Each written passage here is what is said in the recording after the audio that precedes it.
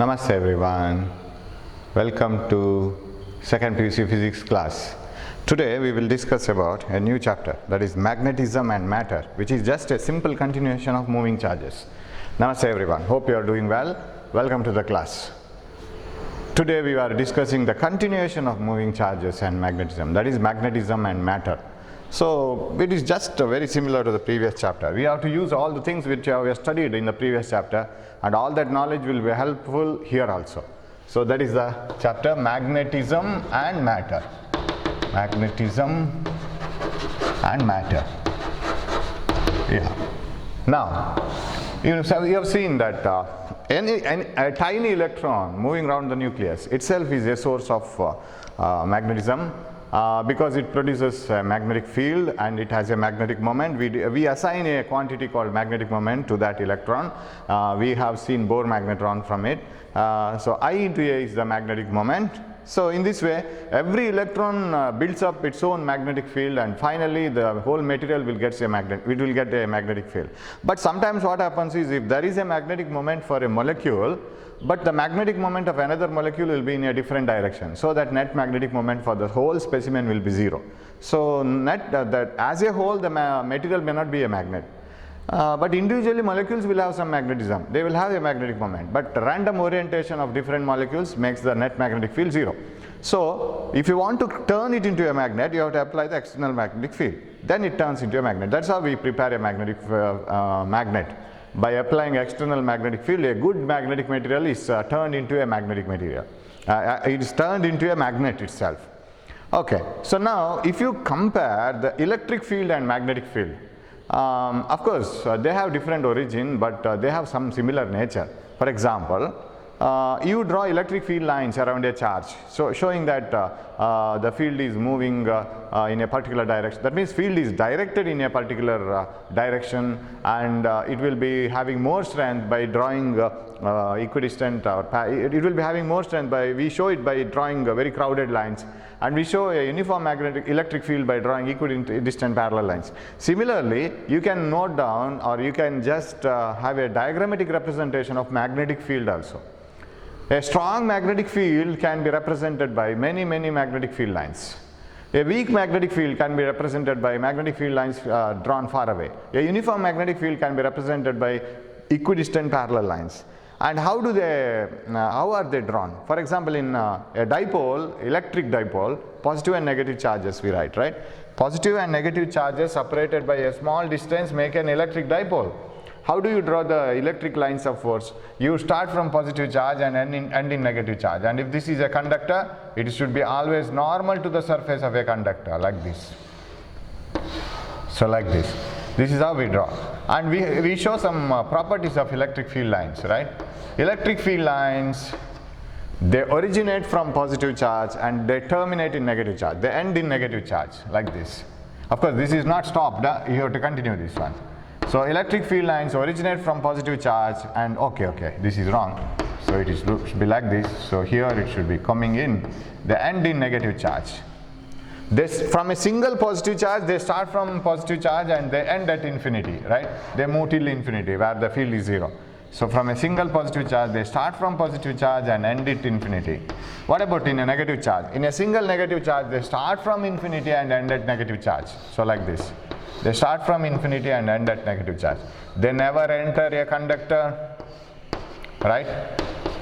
They never enter a conductor. Inside the conductor, electric field is zero, so they never enter a conductor. They never cross each other.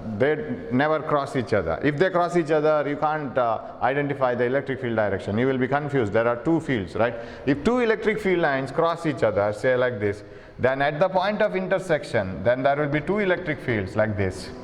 That is an absurd method of representing electric fields. So they never cross each other. If there are two electric fields at a point, the combined effect will be seen always. You will have a resultant electric field. You will not have both at the same point. You will have a resultant electric field. So that should be represented by a single electric field line. So you can't have two electric field lines for that. Okay, I will switch on a light for the timing because, okay, right. Yeah. Okay.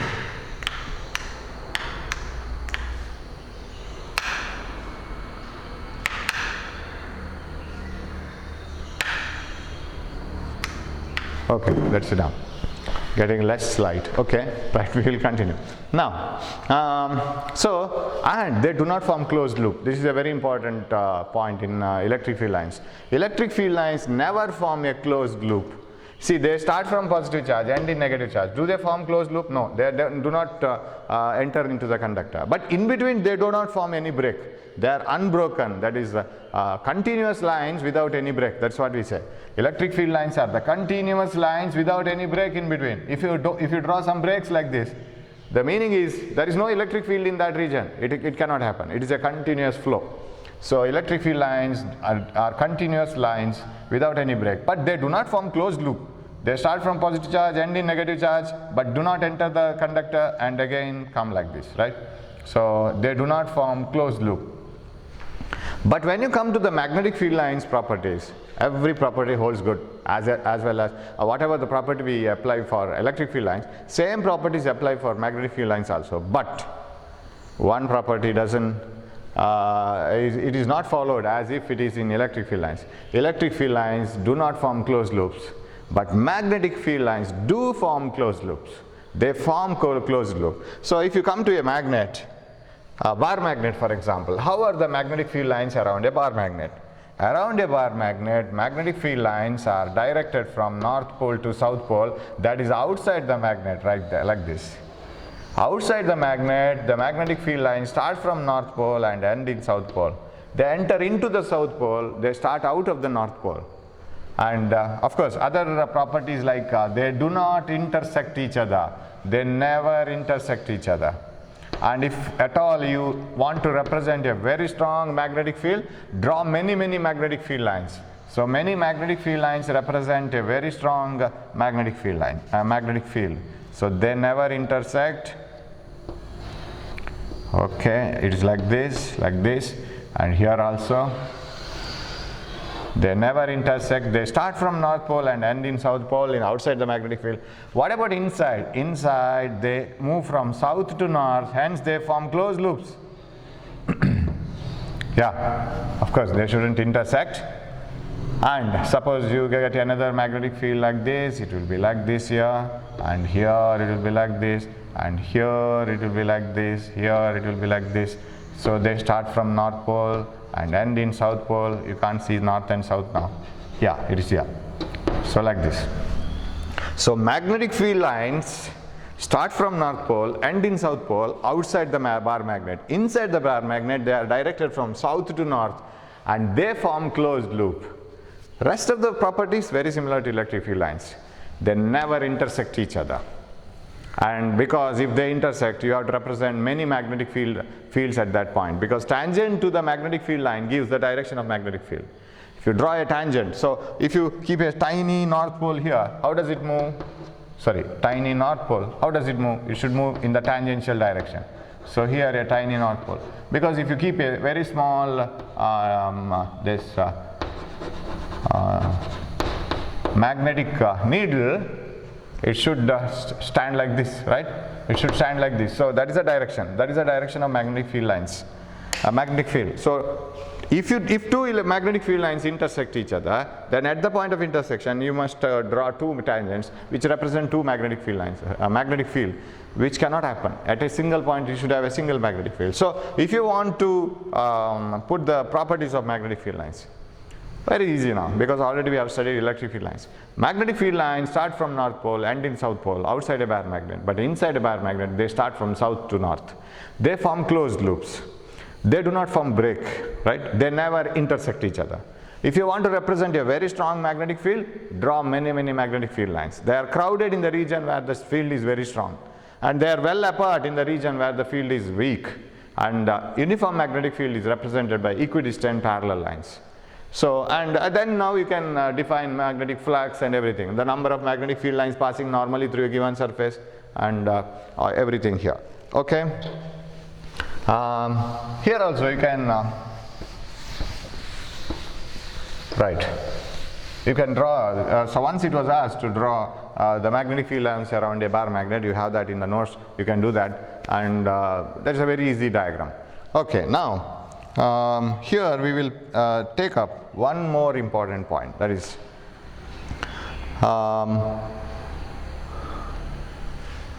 that is a magnetic field produced by a solenoid. A tiny solenoid is similar to a electric dipole.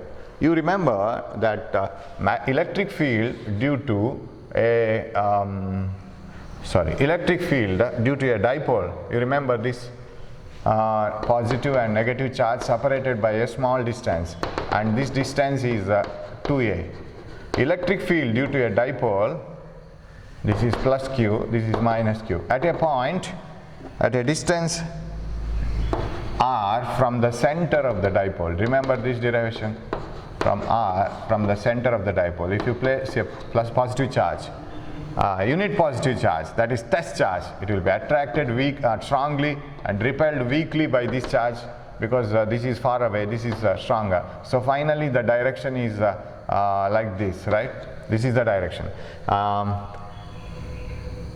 This is the direction, right? It is attracted strongly and repelled weakly. So this is the direction. And if that is the direction of electric field, it is along minus q to plus q, which is dipole moment. You know, dipole moment is 2aq, right? If it is a vector, and 2aq into p cap, if I write, p cap is in this direction, minus q to plus q. So in a dipole, the dipole moment is directed from negative charge to positive charge. If it is so, the electric field here, how do you write the electric field here? Okay, I will take it here. Electric field at a point on the axial line, right? Axial line is equal to 1 by 4 pi epsilon naught 2p by r cube. R is the distance from the center. This is what we write. And if you want to put it in the vector form, you can write p cap, because p cap direction and electric field direction are same. This is stronger attraction, this is weaker, so final direction is this one, which is from minus q to plus q. You have studied this. Similarly, an electric field on the equatorial line, select a point P which is at a distance, of course I will select a different name because already we have a P. Select a point on the equatorial line, equatorial plane, which is at a distance r. Then you know that this positive charge will be repelled, this test charge will be repelled by this, attracted by this. You remember taking the components, and finally you get electric field on the equatorial line is equal to, same formula without 2, that is 1 by 4 pi epsilon naught p by r cube, but this is minus p cap. Why? Because this direction is opposite to minus q to plus q. It is opposite to the dipole moment, so minus p cap. These are the two formulas we have got, right? So dipole is a set of small positive and negative charges separated by a very small distance. Now, can you have such an arrangement in a magnetic magnetism? Yes, possible. Because every magnet appears in the form of north and south pole. If you pass a current through a coil, then that coil appears to be a north pole if the current is in one direction, and in the other side, if the current is another direction, it appears to be a south pole. So every coil will have a north pole on one side, south pole on another side. Even the solenoid for that matter, because in a solenoid we wind the wire over a length, so it will have a length. It is a very best replacement for a bar magnet. Solenoid is the best replacement for bar magnet because it has a length, it has a coil. If the current is in one anti-clockwise direction, then it is north pole. If it is south pole, then it is in the clockwise direction. So in one end it acts like a north pole, another end it acts like a south pole. Now we will take a very small solenoid and find out the magnetic field at a very large distance. Instead of taking an electric dipole, I will take a magnetic dipole. Which is a magnetic dipole? It is a small solenoid whose length is very small compared to the distance where I want to measure the magnetic field. So now it can be treated as a small dipole. You imagine a small electron moving around a nucleus. It is a small dipole, right? It is like a current loop. And how does it produce the magnetic field at different points? That is what I want to find it out. So it is a very easy derivation. Nothing to write much here. So I will take a solenoid.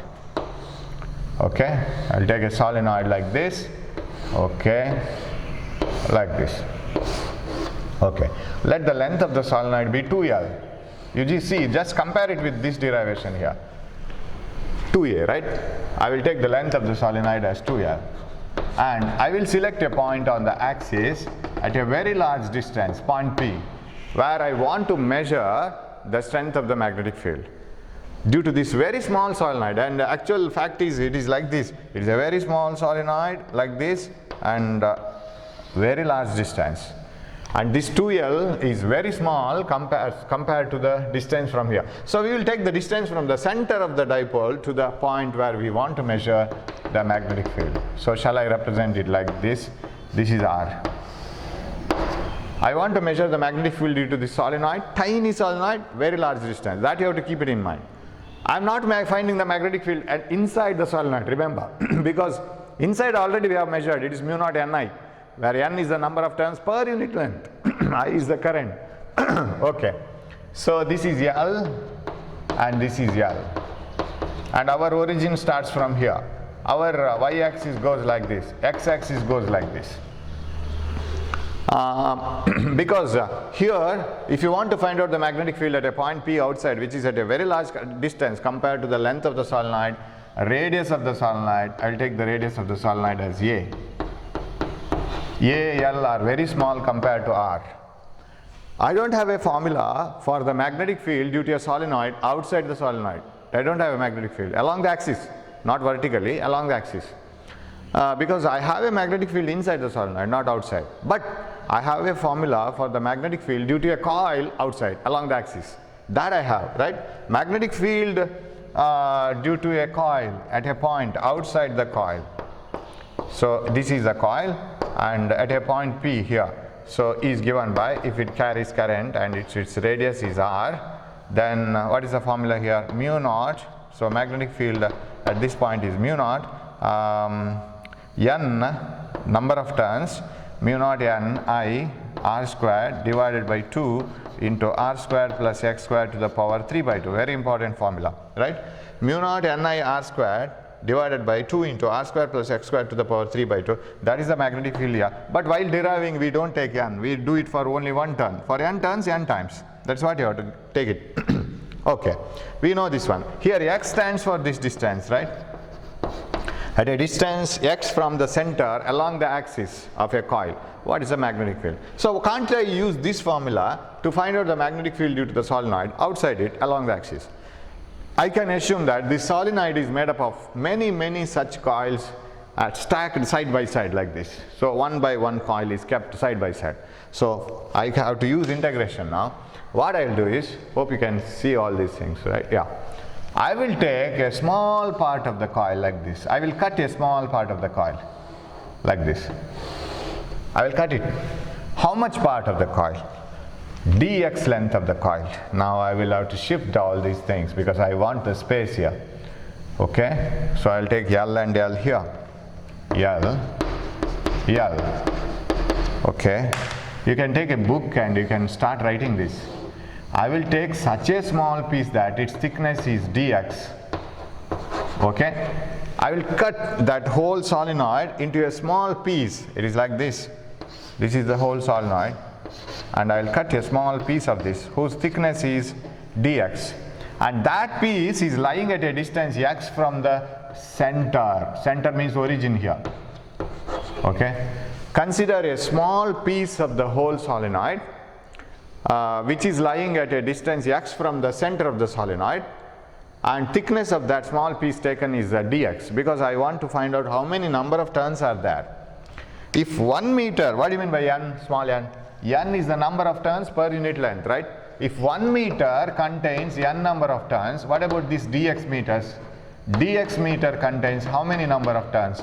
Number of turns in dx meter is n dx.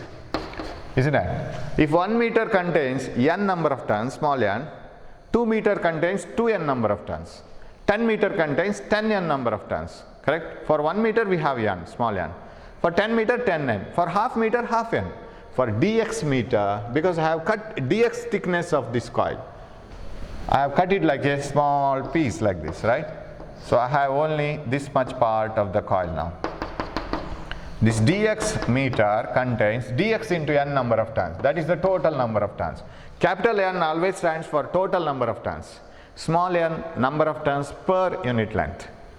Okay, I have total number of turns here. And that coil lies at a distance x from the origin. But this point, for this point, lies at what distance from the center of this coil? Because this formula is the magnetic formula for magnetic field at a point on the axis starting from the center. What is the distance for this coil from the center to here? Is it not complete R, that is from the center of the dipole, that is magnetic dipole, that is solenoid. One end of the solenoid may be north, another end will be south. From R center minus X, the point where you have considered this a small piece of the coil. This is R minus X. Okay, that has to be taken as this X, because X is the distance from the center to the point where we are finding the magnetic field. Now we don't have any formula for finding the magnetic due to a solenoid. That's why we took the help of a circular coil. So we took a small circular coil at a distance X from the center of the solenoid, and for that circular coil the distance from the center to this point is R minus X, because this R is the distance from the center of the whole solenoid. I want the center of the coil to that point, right? So that is R minus X. Now can you write the formula for the magnetic field due to the small coil dV at point P? I'll write the magnetic field due to the small coil at this point P. Yeah, you have the formula. Mu naught Ni R square divided by 2 by R square by 2 into R square plus X square to the power 3 by 2. Mu naught. Number of turns. How many turns are there in this coil? That is N dx. Total number of turns. N dx. Mu naught N I. Current to the solenoid. That may be same I. R squared. Radius of the coil. Radius of the coil is same as this one. A squared divided by 2 into R square plus X square to the power 3 by 2. R square is A square, radius of that coil. X square. X is the distance from the center to that point. Here that X is R minus X from center to the coil. A square plus R minus X whole square to the power 3 by 2. Am I right? Mu naught by mu naught Ni, mu naught total number of turns I A square divided by 2 into radius square plus distance square. R minus X whole square to the power 3 by 2. This is the magnetic field formula due to a single coil. Now how to find out the magnetic field due to the whole solenoid? Full solenoid. You have to take such elements starting from X equal to minus L, X equal to start from here, X equal to minus L, you have to take from this one up to X equal to plus L. So when you, the limits are X equal to minus L to X equal to plus L. This X has to be taken from here, minus L, starting from the origin, because this is the origin O, right? From the origin O, you have to start from minus L up to plus L. That's what you have to do. So these are the limits. So integrate this. So total magnetic field due to the entire coil is the integration from minus L to plus L, such elements from here to here, mu naught, same formula, N dx IA square divided by 2 into A square plus R minus X whole square to the power 3 by 2. Hope this is visible. Yes. Now how to integrate? One step integration, finish. If I don't have space, I will write it somewhere else. Okay? Now, if that is the limit, now what happens is here, actually when you take this type of element here, when you take a small element here, this distance will be different. But when you take the element somewhere here, this distance is different. When you take the element here, the distance is different. But that difference is very small. Why? Because when you take the element here, you are varying the distance about 2L, right? But L is very small compared to this, the total distance from the center of the dipole to the point P. So if the situation is like this, I'll rub this, let it be. Suppose the element, so dipole is like this, okay? Dipole is like this and the distance is very large. Suppose this is 100 meters and say this, the length of the dipole is say only 10 centimeter. This is 100 meters means 1000 centimeters, right? No. 1 meter is 100 centimeters, yes. 100 into 100, right? This is 10,000 centimeters. 100 meters means 1 meter is 100 centimeter. 100 into 100. compared to 10,000 centimeters. What about 10 centimeter? Whether this point is from the center, if it is 10,000 centimeters, what about here? It is 10,000 minus 10. This is 10,000 plus 10. This is 10,000 minus 10. How much difference would it make? It will make a very small difference. Hope you are okay. So when the distance is very large and the length of the dipole is very small, magnetic dipole, that is what is solenoid, is very small, you can neglect this plus L minus L compared to this X, isn't it? Compared to R, not X, compared to R, because you have written somewhere R, yeah, it is R here. Compared to that R, that can be neglected. So if R is, so I will write it somewhere here, if R is much greater than L, R is much greater than X, because X is within L itself, right? And its maximum range is up to minus L to plus L. If R is much greater than X, R is much greater than L, and R is much greater than A also, because this solenoid is having a very small radius. Solenoid itself is very small. So when R is much greater than L, R is much greater than X, R is much greater than A, then R square will be much greater than A square, L square and everything. So what are the things you can neglect here? R minus X, right? Subtracting X from R doesn't make any sense, right? It is a very small difference between R and X. Once you it is a very large difference between R and X. R is very large, X is very small. So can you neglect this X here? And when you neglect this X here, what you will get? You will get R square. You will simply get R square, because even you start from here to here, or here to here, or here to here, the difference is very small between those distances, and you can make this R square. R minus X, because X is very small compared to R. Now when you make R square and A square, already A is much less than R. R is much greater than A. Then R squared will be much greater than A square. So A square can also be neglected. It is very small, so you will have only R squared. So what is the final B, magnetic field? Where shall I write it? Shall I write it somewhere here? B is equal to, okay, can you see this one? Yeah, here up to this, or somewhere else. I will write it here. I will rub this, okay? So magnetic field is equal to, B is equal to integration from minus L to plus L, mu naught n dx, okay, dx I will write at the end, mu naught n I A square dx divided by 2 into R square to the power 3 by 2, R cube. This is what you get finally, magnetic field. Total magnetic field at this point. Now, everything is a constant in this, right? Number of turns per unit length, current, A square, wherever you select the point, these things do not change. And R cube, everything, right? So what I can write, shall I rub this? Magnetic field B is equal to mu naught Ni A square divided by 2 into R cube, integration from minus L to plus L, that is only 1 dx. That is what you have to integrate. So what is the answer? Rub it again. Yeah. That is B is equal to mu naught Ni A square, mu naught Ni A square divided by 2R cube into integration of 1 is X and limits is minus L to plus L. What is the answer? B is equal to mu naught Ni A square divided by 2 times R cube into upper limit L, X equal to L, and lower limit is minus of minus L. Is it 2L?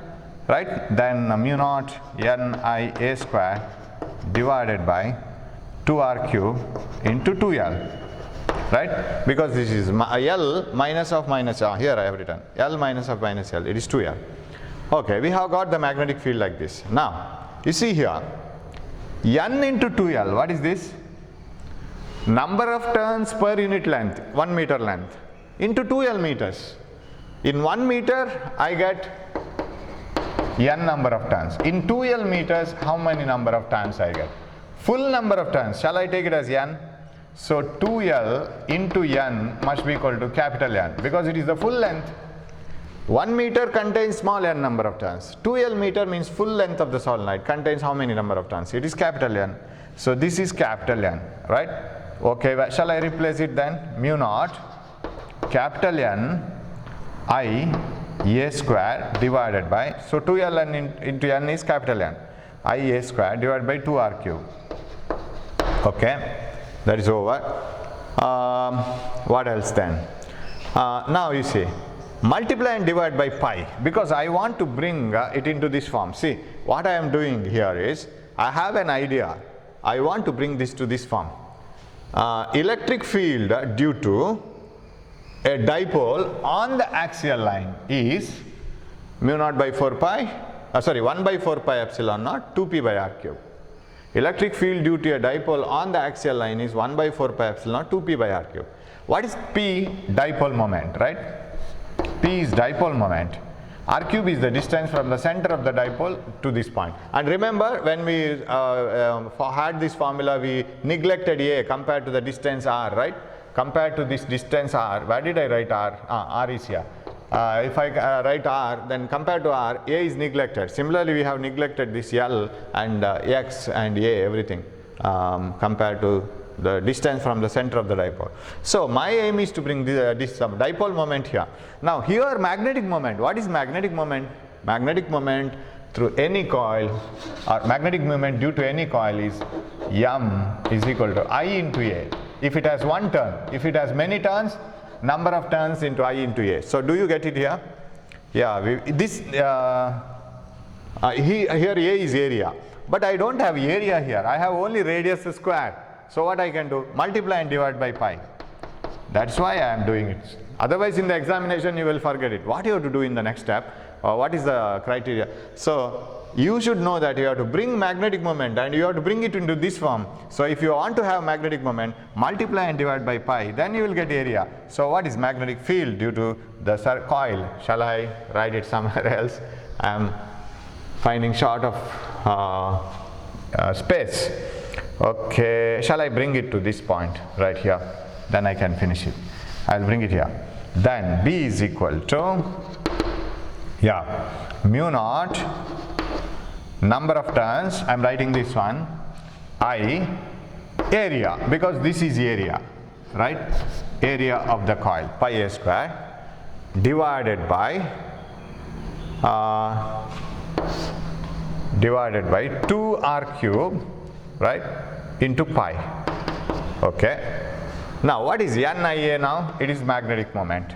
So shall I write it as mu naught by 4 pi, mu naught by 2 pi and M by r cube, because M is current into area, so many number of terms, right, times, because one turn of the coil produces a magnetic moment of I into A, another turn 2 into I into A, so another turn 10 turns 10 into I into A. So number of turns into I into A is the total magnetic moment. And so shall I bring it to this form? B is equal to multiply and divide by 2. What you will get? Mu naught by 4 pi. That is what we get everywhere in the formula, instead of 1 by 4 pi epsilon naught. Mu naught by 4 pi 2m by multiplied and divided by 2. So this is 4 pi 2m by r cube. Won't it look similar to this one now? Right? So magnetic field due to a dipole, a short dipole, at a point at a very large distance from the center of the dipole. That distance is very large compared to the size of the dipole. Maybe there may be radius, maybe the length of the dipole, whatever it is. They are all very small compared to the length, distance from the point to the center of the dipole. In such a case, magnetic field at a point on the axial line of the dipole is mu naught by 4 pi 2m by r cube, whereas it is 1 by 4 pi epsilon naught 2p by r cube. Actually it is a very easy derivation, right? I didn't have enough space, that's why I struggled. So if I use this space, I can do it once again. So right, of course in video classes we need not do it once again, because you can rewind it. It is the advantage that we have compared to the other classes. So I will do it once. I can just if I had it, I think, okay, let it be. I should have compared it on the equatorial line. Okay, now from where we shall start? So you have to take an element here, and that element is at a distance x from the center. And what is the magnetic field due to this element here? Magnetic field due to the small element dp is equal to mu naught mu naught by 4 pi, right? Or mu naught ni a square, right? Mu naught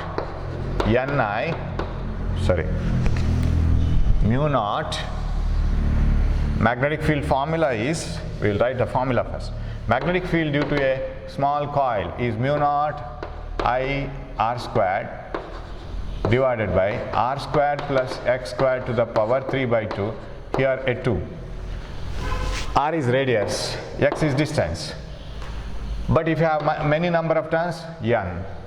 So dB, what is dB? Due to this piece, magnetic field due to only this piece. If you want to write what is dB, the number of turns in this thickness of the whole solenoid, out of this thickness, is number of turns in this is n is equal to number of turns is, so 1 meter contains n number of turns. Dx meter contains how many number of turns? That is n dx, right? So number of turns n dx, you can write it using a book, n dx into, so this is over I current, and r square is a square here because radius is taken to be a, this one, divided by 2 into r square plus, a square radius plus distance square, distance from here to here. It is not from the center of the dipole, because we are writing the formula for the magnetic field due to this circular coil. Its distance is r minus x, so r minus x whole square to the power 3 by 2. And if you want to find out what is the total magnetic field due to the whole such coils taken from minus L to plus L, because we have taken origin here, distance is taken, distance of this piece, sample piece, is taken as x from here. So when you come here, it becomes minus x, minus L to plus L. Okay, the total magnetic field is integration from minus L to plus L. That's all. So that is equal to, B is equal to, take the constant terms outside, mu naught n I a square divided by 2 into a square plus r minus x whole square to the power 3 by 2 dx, integration minus L to plus L dx. This is x. So that implies B is equal to mu naught n I a square divided by 2 into a square plus r minus x whole square to the power. Okay, before taking all these things, you have to show that x and r are very small. So x is very small compared to r, and okay, and what else? L is very small compared to r, and all these things. So if you neglect this, a is very small compared to r, then what happens to this? This becomes x can be neglected, a square can be neglected, it becomes 2r cube. Then you have to integrate it actually. So r cube, only r square to the power 3 by 2, that becomes r cube. Then integration, so that integration gives L minus, so this integration is x and minus L to plus L, and I will jump here. B is equal to mu naught ni a square, mu naught number of turns into I into a square divided by 2 into r cube into this minus L to plus L. So upper limit is L, minus of minus L, it becomes 2L. Okay. Now, yeah. Anything left? Yeah, correct. Now, so n into 2L, that comes to 2L into n gives, sorry, this is small n, right? Again a mistake. N dx, 1 meter contains n number of turns. So this is small n, sorry, small n, and what about here? Small n, because n dx gives the total number of turns within this one, small n. So 2L into small n gives the total number of turns, capital N, right? Now it becomes capital N. 2L into small n gives the capital N. So 2L into small n gives the capital N.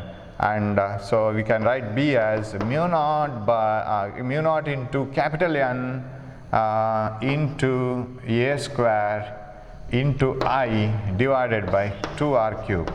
Now multiply and divide by pi because we want area. When pi a squared comes to be area, so what is the magnetic field then is equal to, shall I write it here? No, not seen. So I will write it here. B is equal to mu naught, pi a square is area, number of turns into current into area divided by 2 pi r cube, right? That is B. So what is the final answer? N into I into A gives the magnetic moment. So mu naught by 2 pi m by r cube, that is a magnetic field. And if you want to write it in terms of the same 4 pi, multiply and divide by 2, that becomes 4 pi, this becomes 2m. Mu naught by 4 pi, 2m by r cube. So that's all the derivation. Now suppose you want to find out the magnetic field along this direction on the equatorial line somewhere here at a distance x or r. Because we have found out the magnetic field here. What is the magnetic field here? Then magnetic field due to a small dipole on the equatorial line. Here we had here you can see this 1 by 4 pi epsilon p by r cube. Similarly it is m by r cube, that's all. Mu naught by 4 pi m by r cube. So 2m by r cube along the axial line, m by r cube along the equatorial line. So that's how we derive it. So an important derivation, very small derivation actually. You can cut down these steps of integration. Once you understand it, don't cut down it and by heart it. So that's what it once it was asked, prove that a solenoid acts like an electric dipole, very similar to electric dipole, or find out the magnetic field due to a small solenoid on the axial line, right? So 2m by r cube. Okay, thanks for watching this class. Hope you will study this well. I hope you have understood, and we will meet in the next class with a few more theory of this magnetism and matter. Thank you.